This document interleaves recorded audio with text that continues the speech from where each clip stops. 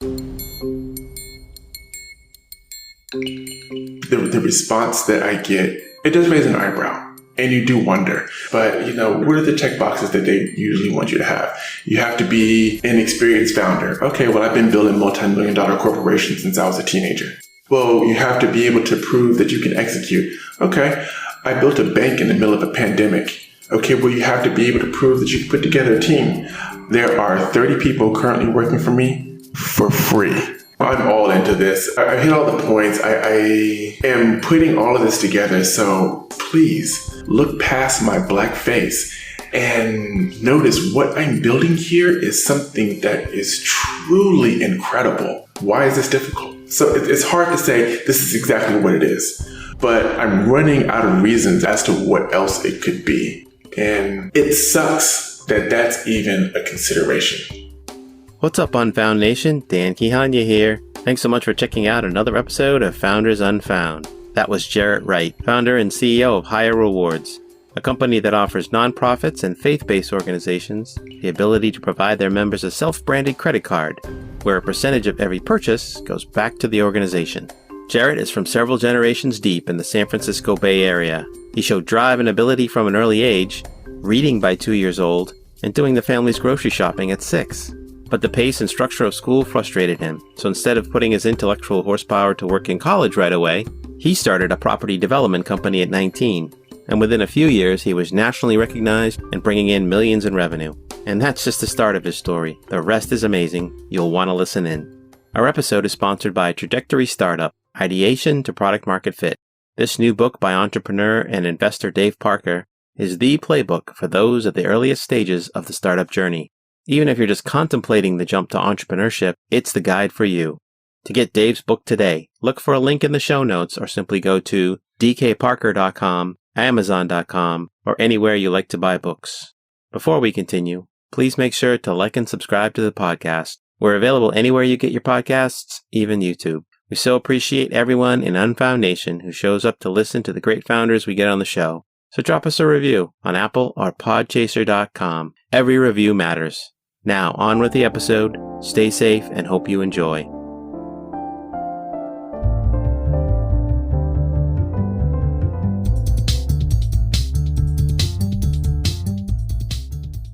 Hello and welcome to Founders Unfound, spotlighting the best startups you don't know yet. We bring you stories of exceptional founders from underrepresented and underestimated backgrounds. This is the latest episode in our continuing series on founders of African descent. I'm your host, Dan Kihanya. Let's get on it.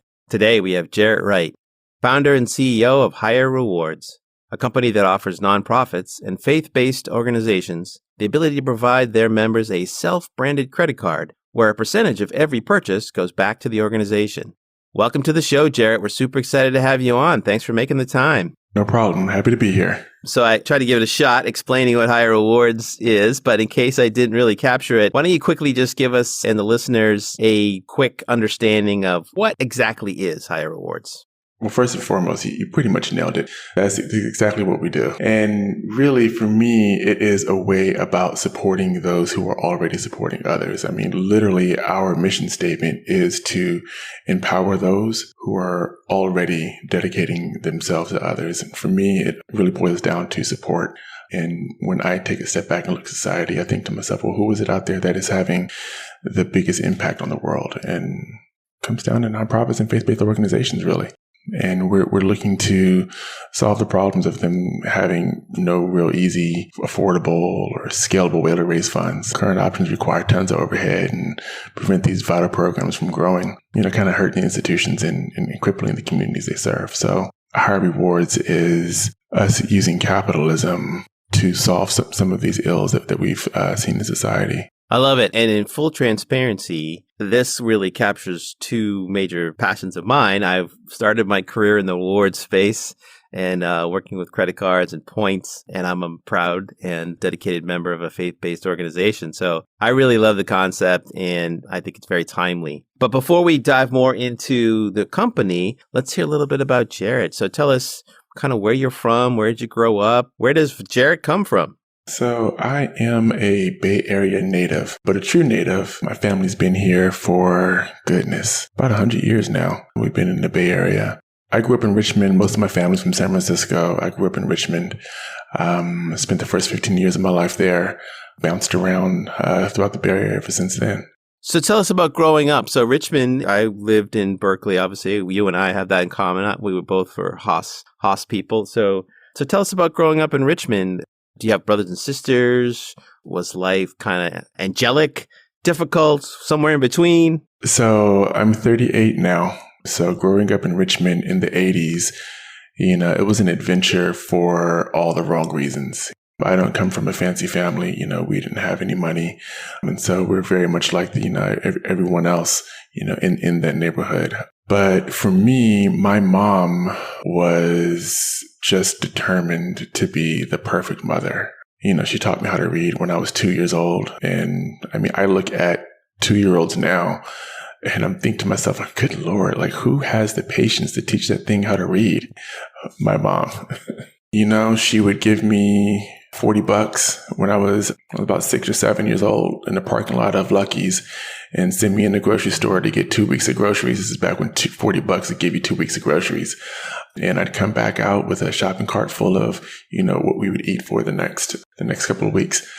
She wanted to make sure that I was on every form of transportation. Was that out of necessity, or she was just trying to help you learn? Or that's really fascinating. 6 years old. I have kids. I wouldn't send them in to buy a pack of gum. My mom, she was just determined to make sure that I was prepared for anything. Even now to this day, I'm never lost because, she taught me, how to read maps and how to, navigate and, survey my area, my spatial awareness, like all of that comes from her, making sure that I am in tune to the smallest details because, as she puts it, perfection is made up of all the tiny details lining up. I love that. And what a gift of a mother to have that intentional insight around how to put you in places where you learned and were given the skills. That's incredible. And so did you have any sort of entrepreneurial inklings or aspirations when you were younger? Do you remember thinking about like, what am I going to do as I grow up? Or how did your story evolve as you became a teenager? I was a terror in class. I was the worst child imaginable. And it's so much weight on me now because by the time I got to first grade, I had already been reading for, 3 years. So, back then they give you the book that you're going to be reading for the school year. And I was so excited to get another book. I'd read it that week. And then, the next week they're like, okay, we're on page 2. And I'm like, oh my God. And so I was just a little terrorist in class. I was just so bored out of my mind. They wanted to skip me up 2 grades, but the other teachers were like, oh, he's not coming to my class. I don't want that guy. And so it had to be just incredibly frustrating for my mom because on the one hand, I would consistently test in the 98th percentile, but also would consistently get D's and F's like throughout my school career. And she always wanted to, imbue all these lessons on me. And it just didn't click, like these larger life lessons of, not being a jerk and, just being a good person. And these things just didn't click for me until around the 11th grade. I don't know what it was. I just heard it at the right time in the right way at a certain particular point, and it all blew open for me, and I understood. But I had like this awful track record that I couldn't shake. So I changed schools, clean slate, and I don't know, I just always seemed to think bigger. I always wanted to do more. And eventually I thought to myself, okay, well, what do I want the ultimate Jarrett life to look like? Like, okay, let's figure that out. Okay, well, what does something like this cost? All right, we'll figure that out. And then, okay, well, what jobs pay this?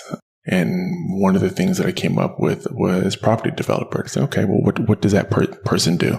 And spent, a few months in my room figuring it out. I'm like, okay, I think I can do this.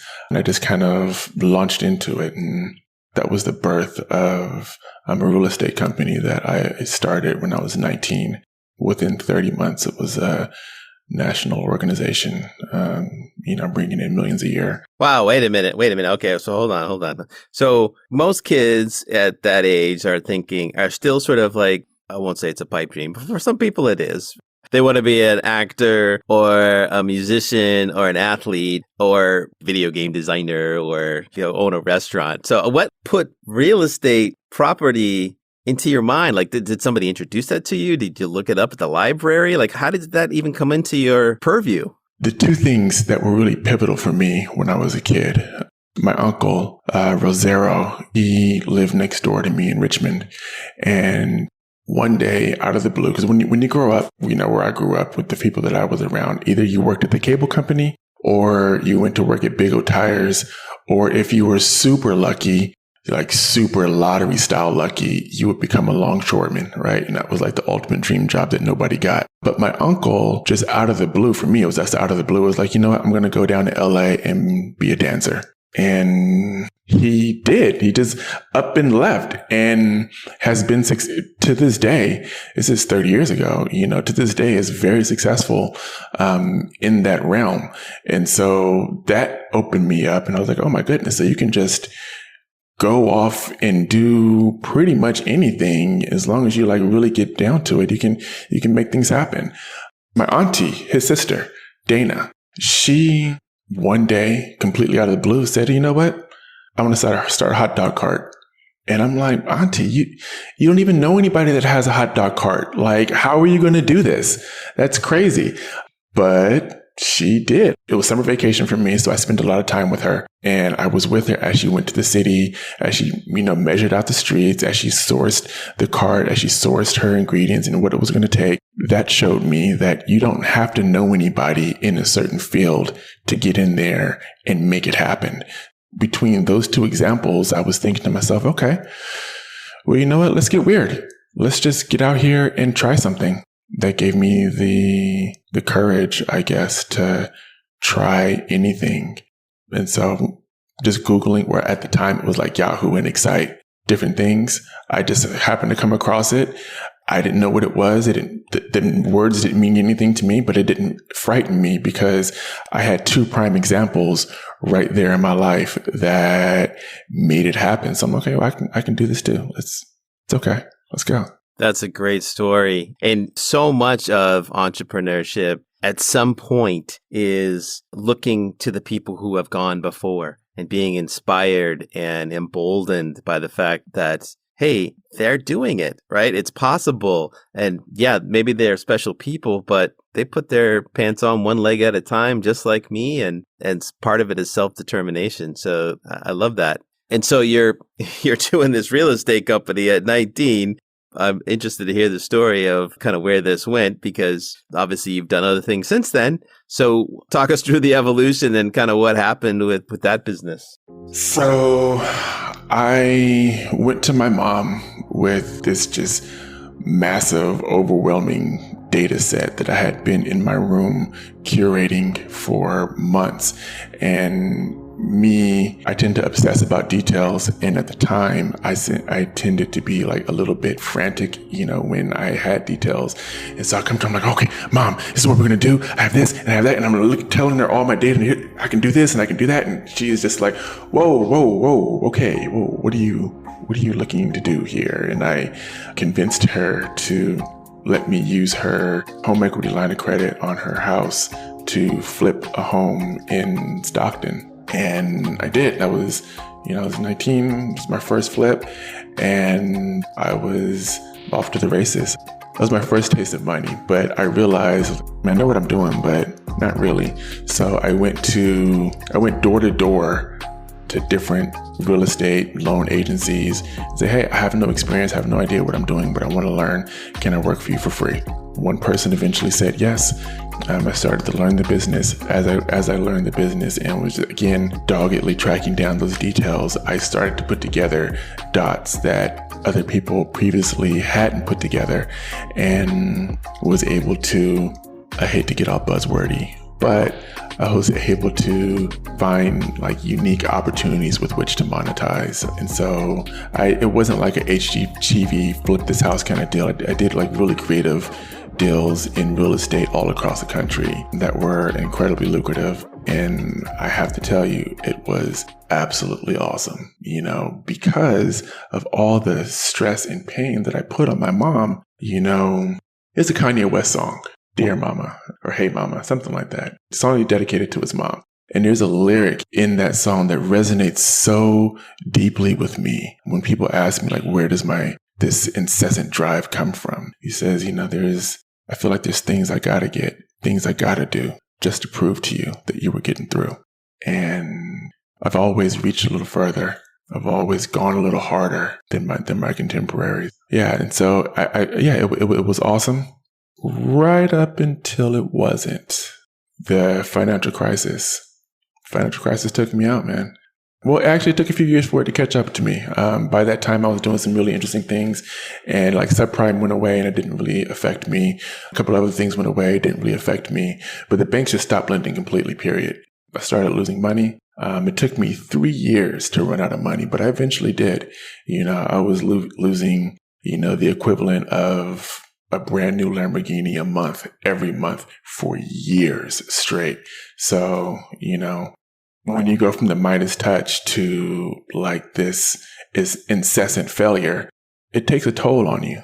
And it just pissed me off, because as smart as I was supposed to be, I could not figure it out. I could not put the pieces back together. And I knew that there was a way that I could do it. It was like having a big garbage bag of Legos and someone asking you to build the Death Star.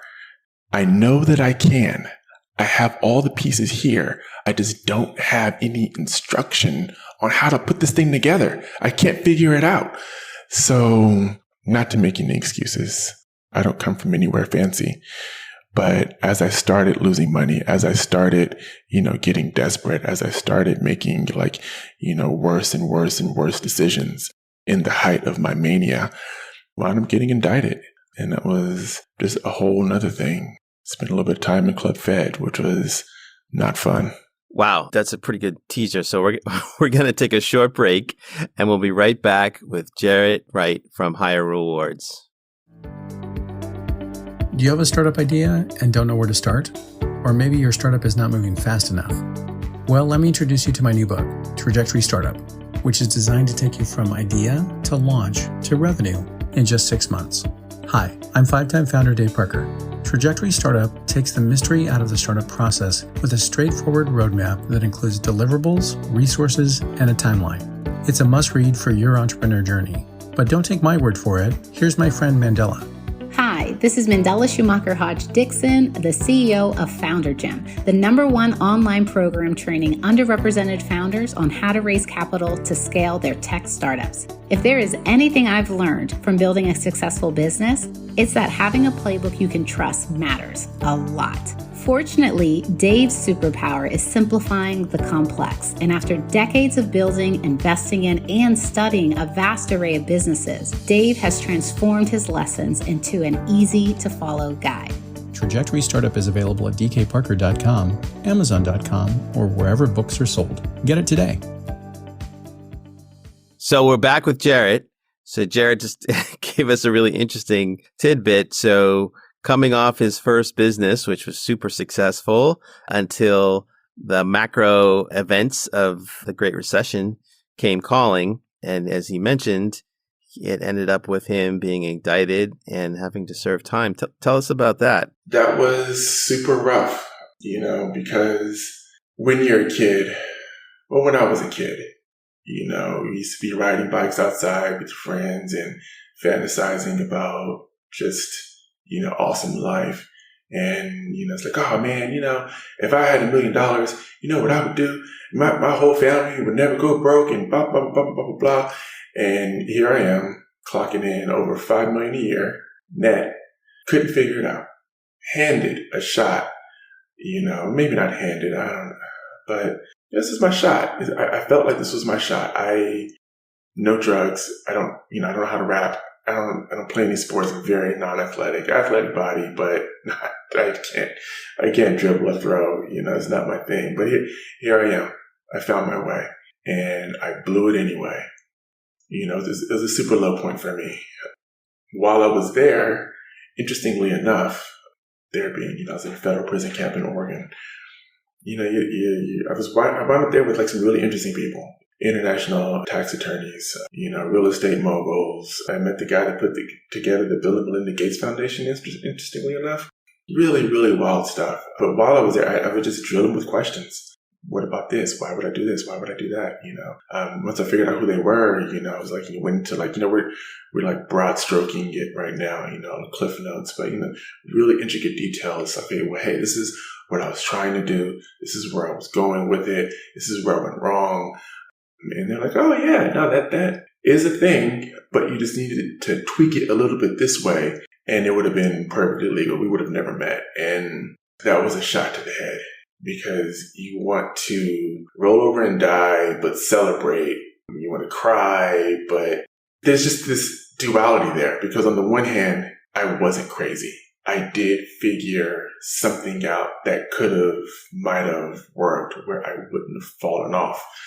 This is, something that the quote unquote big boys are out there doing, right? But the Lego set and the Death Star, I didn't have a way to put it together. I didn't know how. That's fascinating. It's almost like you had your own Davos conference inside the prison. I mean, I'm not making light of it, but like it's actually, that's pretty interesting that you were around people that probably ended up impacting your journey going forward in some form or fashion, whether it was just this postmortem on your past business or connections, maybe even as you came out of there. That's really fascinating.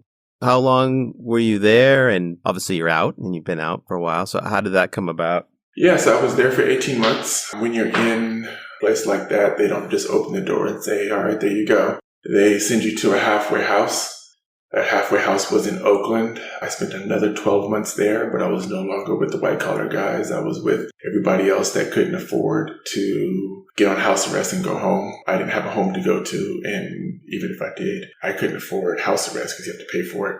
So I was there, but while I was in prison talking to these guys, that's when my mind was blown open. Whereas if I knew the stuff that these guys knew, I wouldn't have fallen off. Or if I just knew these guys, I wouldn't have fallen off. So that's where I was when I decided to go and get an MBA. My grandmother, she went to UC Berkeley, so I wanted to continue in tradition and go to UC Berkeley in her footsteps. She actually talked me into getting my first degree in rhetoric because although I wanted an MBA, I wanted something to complement an MBA because I had to start from scratch. I hadn't been in the classroom since I graduated. When I was 19, I wasn't in college. I was running a company. Rhetoric, huh? Yeah, rhetoric. So I have a degree in the art of persuasion. Nice. That's not something you hear often, but I'm sure it's a powerful part of your toolkit for sure. Oh, without question. Another one of those pivotal moments for me. It really opened my mind up.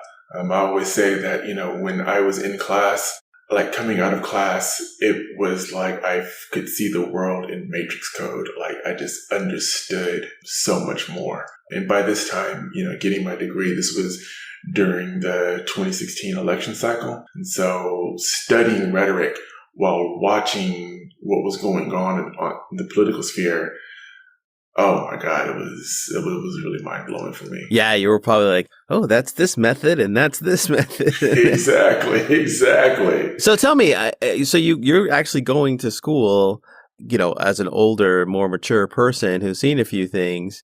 How was the dynamic for you with, 17, 18, 19, 20-year-olds who obviously have a different view of the world? They're still figuring out who they are. Was it uncomfortable? Did you feel like, you kind of had life experience over them, so it was easier for you?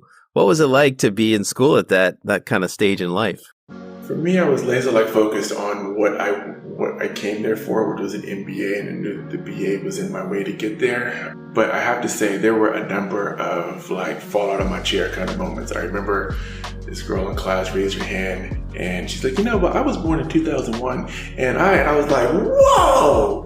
I graduated high school in 2001, and you were born, and now we're in the same class. This is crazy. But, black don't crack.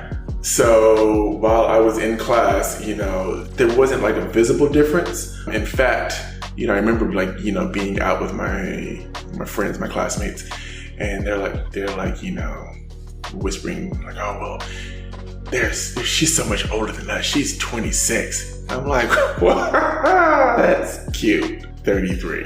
But that's adorable.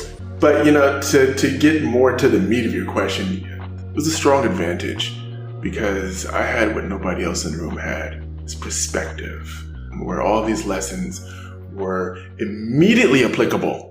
It wasn't like, oh, well, on page 29, the book says, I'm like, okay, so I remember I was running this one deal, and what happened was, and so I can immediately apply, the lessons that we're learning in class to 1,000 different scenarios in my past, and I knew exactly how I'd be using these things in the future. So I felt like I had a leg up. I was far more grateful for the lessons, getting them at 31, 23 than I would have been at age 19. Because at age 19, I was just focused on balling. And now I'm more focused on the world and those around me. I loved it. I had a fantastic experience, and I very much identify as a rhetoric major. I'm a rhetorician through and through. Nice. I didn't even know that was the term, a rhetorician. I love it. So let's hop into Higher Rewards. Tell us about, where did the idea come from? What was the spark for Higher Rewards? Broad strokes. I think we've gone over a lot of the resume, but I feel that none of it was just due to my own special mightiness. And all of it was because of the examples that I had around me. My auntie with the hot dog cart, my uncle, going off and dancing. He's a choreographer now. Support. Support doesn't always come in the form of a check. Sometimes it's just somebody believing in you. Sometimes it's just somebody, showing you the way, showing you what's possible. And that, more than anything else, my mom teaching me all the lessons that she's taught me over the years, that is the difference. I find that 100% of the difference is support. And I just couldn't help but to wonder, what if the rest of the world had the same type of support that I enjoy? And chasing that question spawned 600 plus hours of face-to-face interviews. I was dug into tens of thousands of pages of research, not looking at can we issue credit cards? Because that's not where my mind was. My mind was, how do I support these communities? And as I was digging into it, all these data points, they were kind of swirling around a singular idea. And that singular idea, it just kind of burst out. It was a credit card. That was the common denominator. That's how something that people can use, you don't have to teach them how to use. Everybody knows what a credit card is. Everybody knows what rewards points are. And we can use that to funnel money back into organizations that are already out there putting in work. Because I don't know how to do that stuff that they do. These guys are incredibly talented. I don't know how to run a homeless shelter. I don't know how to run a men's program. But, like I always say, I'm a sharp negotiator. I got an eye for win-win scenarios, and I build incredibly efficacious teams. This is me just bringing my best self to the world. Was there a point at which you said, that's a credible discovery process, and I love that you started with kind of what's the big picture and what's the thing I'm trying to solve, not like here's this idea and how does that map to something. But was there a point where you said, okay, yes, this is what we're doing, this is going to be a company and let's go? Or was it still sort of evolutionary and sort of like you just sort of at one day like, okay, we're incorporating and let's go? There were two things that happened. One that I glossed over, but I'll go into a little detail now. During this time period, I was running a marketing company, and a mentor of mine, I'd already been doing this research. A mentor of mine was like, you should really take your marketing company and take it into the church. And he's a great guy and has lots of wonderful ideas. This was just not one of them. And I'm like, oh my goodness, no. This is not what I'm going to do. And so we're just kind of pitching each other ideas across the table over the period of 3 or so weeks. And I'd already been doing this research in the background. And I can't remember what he said, but whatever it was he said, I'm like, no, that'll never work. The only way that'll work is if you gave them their own credit card. Now, oh my God, wait a minute.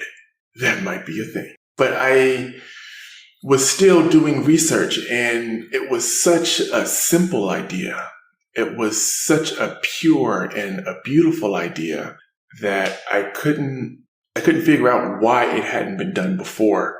And it wasn't until I just so happened to find myself in the same space as a executive, or with an executive, an old executive from Chase. And he told me why. He was like, she said, we would have loved to do this at Chase, but there's a division between church and state, and that very much translates into the financial world. And there's no way we could even touch something like this.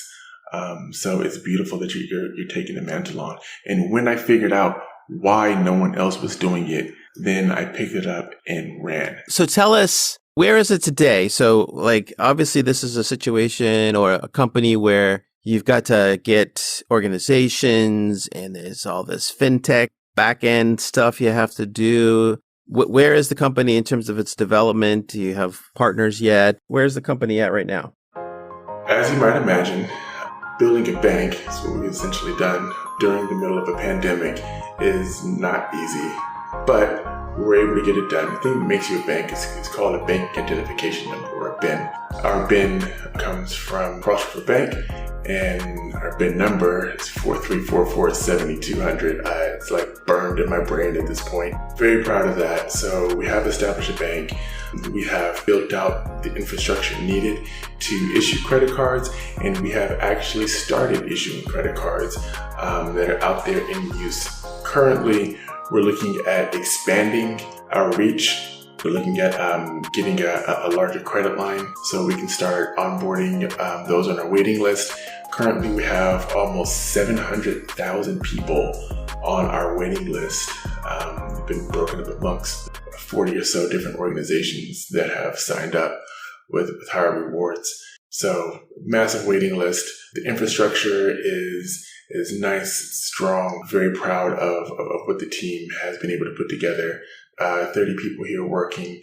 We're in a really good place. The train is on the track and it's moving downhill. So I'm just doing everything that I can to, stay in front of it and keep the train on the track, I guess. So 30 people, that's quite a number. That's impressive. And can you share who some of the early partners are at this point? We can't share too much, but one of the organizations that has given us the green light is it's a nonprofit organization based in Santa Rosa, First Responders Resiliency. And they focus on helping our first responders, cops, firefighters, etc., deal with PTSD. That was interesting. Very, very important work that they're doing. Derek Shelvin, the cop that killed George Floyd, without making any excuses for his behavior, he moved straight from active duty combat in Afghanistan straight over to American civilian streets.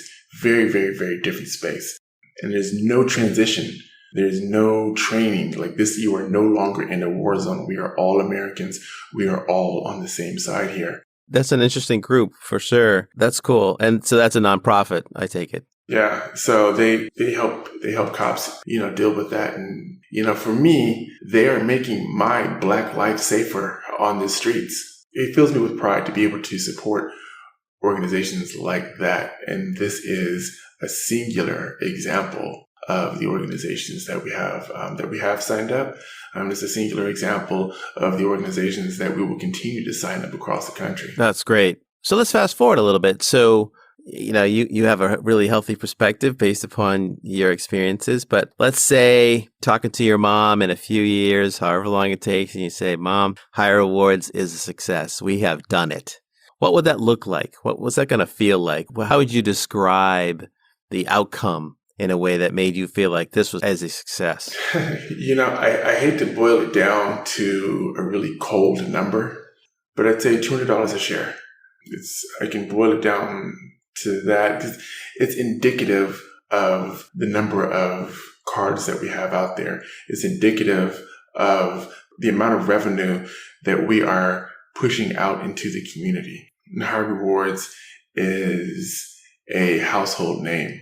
We all know this. You want a card program set up, this is where you go. Our waiting list right now is so large that we have stopped reaching out to organizations.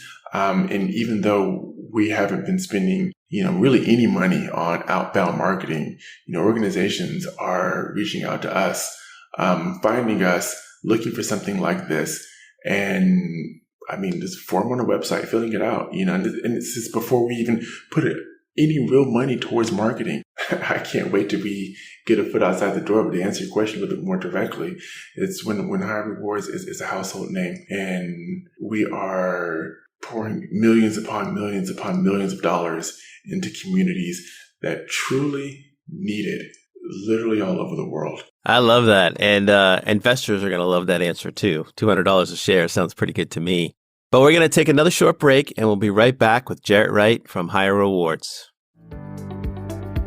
Do you have a startup idea and don't know where to start? Or maybe your startup is not moving fast enough? Well, let me introduce you to my new book, Trajectory Startup, which is designed to take you from idea to launch to revenue in just 6 months. Hi, I'm 5-time founder Dave Parker. Trajectory Startup takes the mystery out of the startup process with a straightforward roadmap that includes deliverables, resources, and a timeline. It's a must-read for your entrepreneur journey. But don't take my word for it. Here's my friend Mandela. Hi, this is Mandela Schumacher Hodge Dixon, the CEO of Founder Gym, the #1 online program training underrepresented founders on how to raise capital to scale their tech startups. If there is anything I've learned from building a successful business, it's that having a playbook you can trust matters a lot. Fortunately, Dave's superpower is simplifying the complex, and after decades of building, investing in, and studying a vast array of businesses, Dave has transformed his lessons into an easy-to-follow guide. Trajectory Startup is available at dkparker.com, amazon.com, or wherever books are sold. Get it today. So we're back with Jarrett. So before we move away from Higher Rewards, Jarrett, I did notice on the website that you had a big announcement with Visa. Maybe tell us a little bit about that. Yes.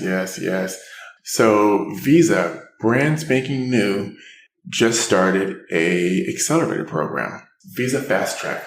So being inducted into Visa's FinTech Accelerator program, we've gained unprecedented access to Visa's experts, technology, and resources. This means that Visa hand selects and connects us with the very best enablement partners in the world.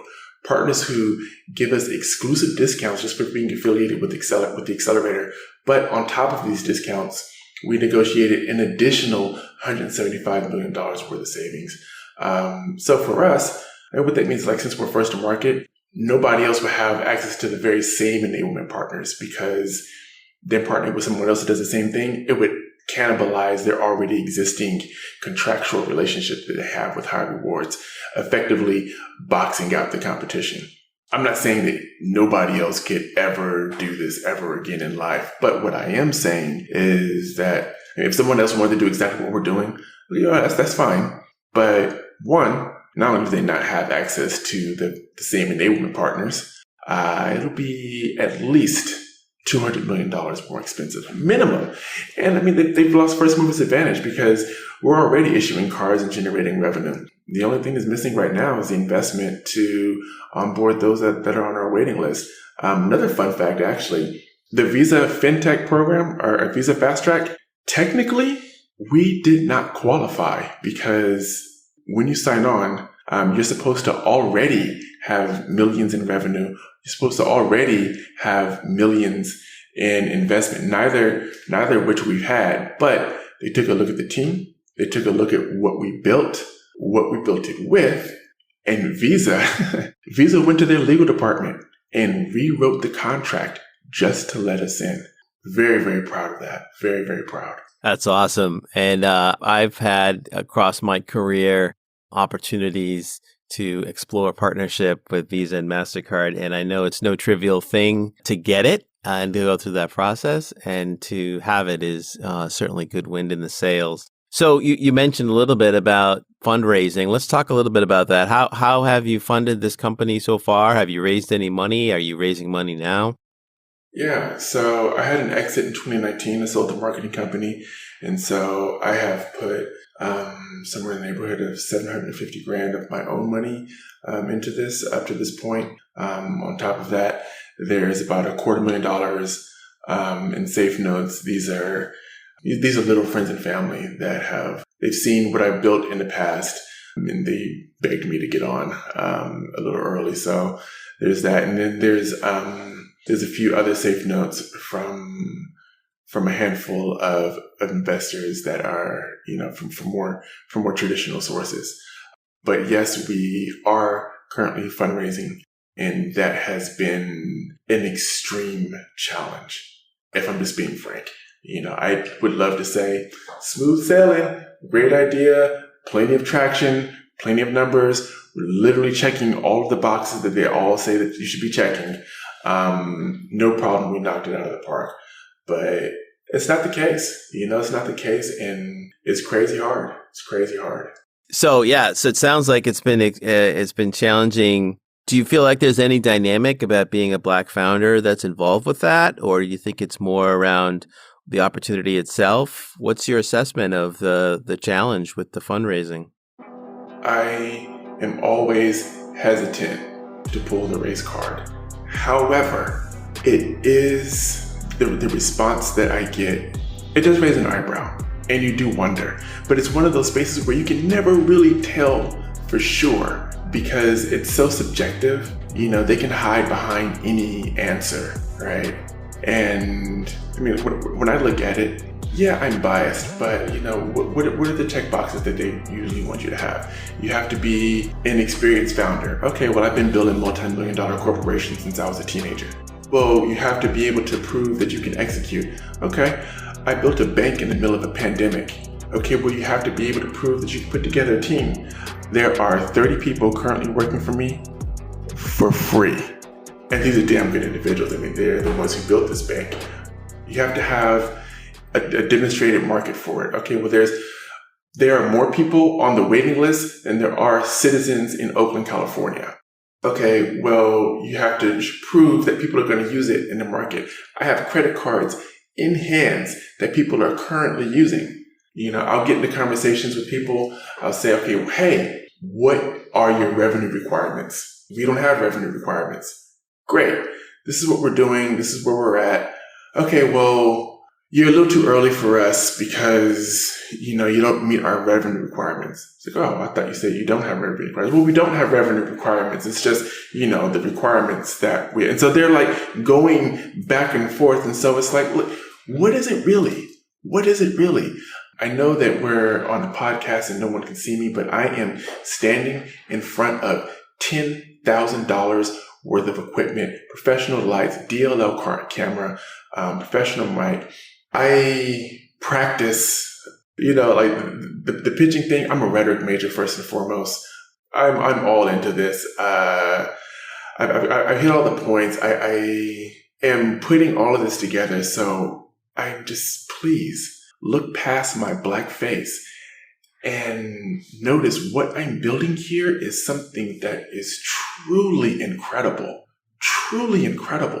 And this is objectively that thing. And so why is it so difficult? I feel like I'm holding the colored diamond in my hand and I'm going around trying to sell it. That shouldn't be something that you're trying to sell, the colored diamond. I'm looking at Brex. Brex is valued at $7.4 billion right now. Our cards, it's a charge card, first of all. No shade on what Brex is doing. I am very proud just looking at what that team has built. However, I will say that our cards, being that they are actual credit cards and not charge cards, we generate 40% more revenue than their cards do usage for usage. Why is this difficult? Why is it difficult? So it's hard to say this is exactly what it is, but I'm running out of reasons as to what else it could be. And it sucks that that's even a consideration. It sucks that that's even a thought. I wish I sucked at pitching. I wish we didn't have revenue. I wish that we didn't have a waiting list, or it was something else that I can point to and fix. I can't fix my face. I can't fix my color. And I shouldn't have to. I'm very proud of who I am. Very proud. I'm very proud of being a Black American. I just hate that it's even a consideration, but it is. Yeah, I can hear the frustration in your voice, and you're right. It shouldn't be a consideration, and that's, part of the foundations for why we started this podcast is to show that the boxes are checked. And we're not entrepreneurs looking for charity or some sort of feel good. We're looking for people to recognize the value that we're building and the strength and fortitude and resilience we have as entrepreneurs, which you are a perfect emboldened example of. Let me ask a different question. Have there been organizations, folks specifically, or events, experiences that have been beneficial for you as a founder or as an African American founder? So being a part of the UC Berkeley ecosystem has been an incredible boon for me and for us. It's truly a wonderful place to be if you're an entrepreneur. Skydeck has blessed us with almost a limitless supply of interns, and they're phenomenal. They get it done. They're energetic. They're driven. They're smart. And so, various programs within UC Berkeley has been an incredible help to me. I'm trying not to lean into the negative bit of it, not of UC Berkeley, but just some of the places that I thought would be more receptive to me. I feel like they aren't. And those being mainly impact investors. Usually I'll get more love from those who are just hard cold facts. Okay, hey, are you hitting the check boxes? Oh, you are. Okay, well then you will get a lot further with those individuals than with impact investors, which is surprising to us because my whole modus operandi is to impact the world in a way that we haven't seen before. I said it earlier in the podcast. So we're looking for millions of dollars into communities that for real need it. And so I guess it was kind of surprising that wasn't a place for us, or hasn't been a place for us thus far. But those who are deeper into the fintech space, I think that they get what we're doing and they understand how large what we're working on is. So I probably get the most love there. Great. That's good to hear, actually. So one of the questions we like to ask, Jarrett, is if you could go back in time and let's pick the Jarrett that was still a rhetoric major, I guess. So had done your first entrepreneurial endeavor and gone through its ups and downs, but not quite yet into higher rewards. What kind of advice would this Jarrett give that Jarrett? What to do, what not to do, what to double down on, what to run away from? What kind of advice would you give that Jarrett? Do it now. Do it right now. I had this idea when I was an undergrad at UC Berkeley, and it hit me I hate to be cliche, but it hit me like a bolt of lightning. I was like, whoa, oh my God, this is going to be amazing. This is going to be so good. I can't be distracted with anything else. So I'm going to wait until I graduate, and then I'm going to dive in deep. Big mistake. Big mistake, because what I did was I waited until I was out of the ecosystem. I waited until I was out of my support system of UC Berkeley, where there's, tons of entrepreneurs and resources and to get into it. And I'm suddenly by myself. There's a big difference, living 30 minutes away from campus as opposed to living across the street from campus. There's a big difference between, bumping into your friends, down on Sproul, then having to call and set up a meeting and, okay, hey, let's, when are we going to do this? And it was a big difference. And I wasn't really able to get any traction because I was working on it by myself until I came back to UC Berkeley to get my MBA. Did a part-time MBA so I could still work on it in the meantime. And then it gasoline all over it. And we're launching off like a rocket, and it's been fantastic ever since. So my big advice that I would give to myself as a rhetoric major, as soon as the idea hits, do not delay. That was my biggest mistake.